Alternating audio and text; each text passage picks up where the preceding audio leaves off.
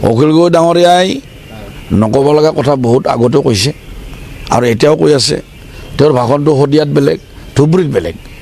এটা নকলদাৰী ছিষ্টেম তেওঁ জাতীয়তাবাদৰ কথা ক'ব কিন্তু ধুবুৰীত যাই জাতীয়তাবাদটো ভুৱা জাতীয়তাবাদ হৈ যায় গতিকে অৰিজিনেলিটিটো নাই তেনেকুৱা কথা আচলতে ক'ব নালাগে বিধানসভাক বিপথে পৰিচালিত কৰা অসমৰ ৰাইজক বিপথে পৰিচালিত কৰা কথা ক'ব নালাগে আৰু বিধানসভাখন ৰাইজৰ আশাৰ থলী অসমৰ জনসাধাৰণে খিলঞ্জীয়া মানুহে ৰাইজে আশাৰে বাট চাই থাকে বিধানসভাত এটা ভাল সিদ্ধান্ত হ'ব বিধানসভাত এটা জাতিটোৰ কাৰণে মানে ৰাজ্যখনৰ কাৰণে এটা বলিষ্ঠ সিদ্ধান্ত হ'ব যি সিদ্ধান্তৰ জৰিয়তে দুখীয়া মানুহৰ মুক্তি হ'ব দুখীয়া মানুহে ঘৰটো পাব দুখীয়া মানুহজনে অৰুণোদয় পাব ইত্যাদি ইত্যাদি কথা বিধানসভাতে আলোচনা হ'ব জাতিটোৰ কাৰণে আমি কাম কৰিবলগীয়া বহুত আছে